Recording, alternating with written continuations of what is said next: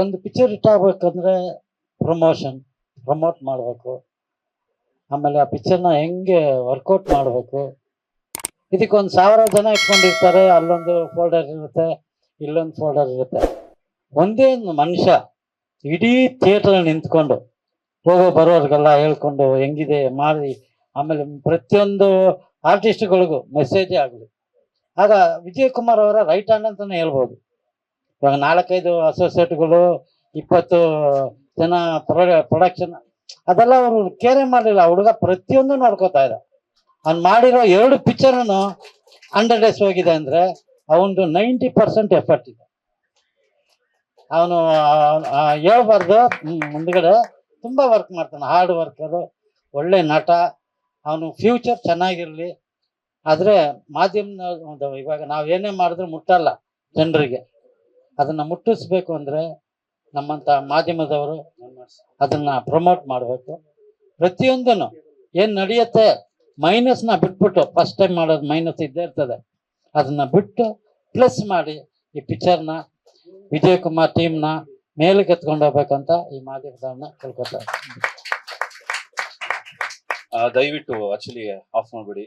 ಯಾಕಂದ್ರೆ ಪ್ರತಿಯೊಬ್ಬ ಟೆಕ್ನಿಷಿಯನ್ಸ್ನ ಮಾತಾಡಿಸಿದಂತಹ ವ್ಯಕ್ತಿ ನಮ್ಮ ನಿರ್ಮಾಪಕ ವಿಜಯ್ ಕುಮಾರ್ ಅವರು.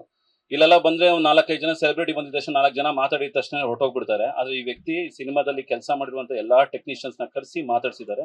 ಅದು ನಮ್ಮ ಹಿರಿಯ ಕಲಾವಿದರಾದಂತಹ ನಮ್ಮ ಲಯ ಕೋಕಿಲ್ ಸರ್ ಕಡೆಯಿಂದ. ಸೊ ದಯವಿಟ್ಟು ನಮ್ಮಂತ ಎಲ್ಲಾ ಕಲಾವಿದರು ದೊಡ್ಡ ಸ್ಟಾರ್ ಸಿನಿಮಾಗಳನ್ನ ನಾವು ಥಿಯೇಟರ್ ಹೋಗಿ ನೋಡ್ತೀವಿ. ಆದ್ರೆ ಎಲ್ಲಾ ದೊಡ್ಡ ಸ್ಟಾರ್ಗಳು ನಮ್ಮ ಸಿನಿಮಾನ ಬಂದು ಥಿಯೇಟರ್ ನೋಡಲ್ಲ. ಹಾಗಾಗಿ ಕನ್ನಡ ಇಂಡಸ್ಟ್ರಿ ಇವತ್ತು ಈ ಮಟ್ಟಕ್ಕೆ ಬರೋಕ್ ಕಾರಣ. ಇವತ್ತಿನ ಕಾಲಘಟ್ಟದಲ್ಲಿ 200-300 ಸಿನಿಮಾಗಳು ಬರ್ತಾ ಇದೆ. ಆದ್ರೆ ಎಷ್ಟು ಜನ ದೊಡ್ಡ ಸ್ಟಾರ್ಗಳು ಸಿನಿಮಾಗಳ ಥಿಯೇಟರ್ಗಳಲ್ಲಿ ಹೋಗಿ ನೋಡಿದ್ದಾರೆ ಗೊತ್ತಿಲ್ಲ. ಆದ್ರೆ ಪ್ರತಿಯೊಂದು ಸಿನಿಮಾಗಳಿಂದ ಹಿಡಿದು ರೀಸೆಂಟ್ ಆಗಿ ಬಂದಿರೋ ಸಲಗಾಂಧ ಆಗ್ಲಿ, ಭೀಮಾ ಆಗಿರ್ಬೋದು, ಇಲ್ಲ KD ಸಿನಿಮಾ ಆಗಿರ್ಬೋದು, ಎಲ್ಲ ಸಿನಿಮಾಗಳನ್ನ ಹೋಗಿ ನೋಡ್ತಾ ಇದೀವಿ. ಆದ್ರೆ ನಾವು ಮಾಡ್ತಿರೋಂತ ಸಿನಿಮಾಗಳು ಅಂತ ಸ್ಟಾರ್ಗಳು ಬಂದು ನೋಡ್ತಾ ಇಲ್ಲ.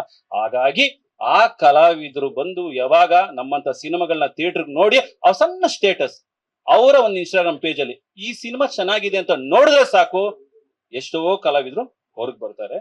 ದಯವಿಟ್ಟು ಒಂದು ನಿರ್ಮಾಪಕ ಸೋತ್ರೆ ಆ ಕನ್ನಡ ಇಂಡಸ್ಟ್ರಿ ಸೋತಂಗೆ. ಒಬ್ಬ ಕಲಾವಿದ ಇಂತ ನಮ್ಮ ಲಯ ಕೋಕಿಲ ಸರ್ ಅಂತ ಸುಮಾರು ಕಲಾವಿದ್ರು ನಮ್ಮೆಲ್ಲರನ್ನು ಸಪೋರ್ಟ್ ಮಾಡ್ತಾ ಇದಾರೆ. ದಯವಿಟ್ಟು ಇವತ್ತು ಆ ಹುಡುಗ ಮಾತಾಡ್ದ, ಆಕ್ಚುಲಿ ಏನಂದ್ರೆ ಈ ಇತ್ತೀಚೆದಲ್ಲಿ 2 ಸಿನಿಮಾ ಯಾವ್ದು ಹಿಟ್ ಆಗಿದೆ ತೋರಿಸಿ ಅಂತ.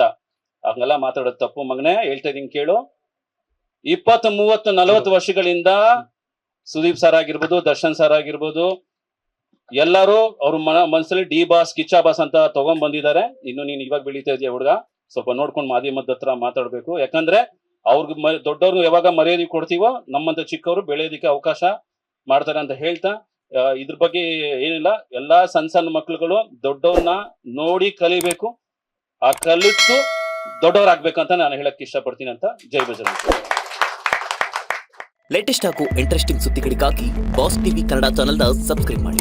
ಹಾಗೆಯೇ ಬೆಲ್ ಐಕಾನ್ ಪ್ರೆಸ್ ಮಾಡಿ. ಇದರ ಜೊತೆಗೆ ಫೇಸ್ಬುಕ್, ಇನ್ಸ್ಟಾಗ್ರಾಮ್, ಎಕ್ಸ್ ನಲ್ಲೂ ಮಿಸ್ ಮಾಡದೆ ಫಾಲೋ ಮಾಡಿ.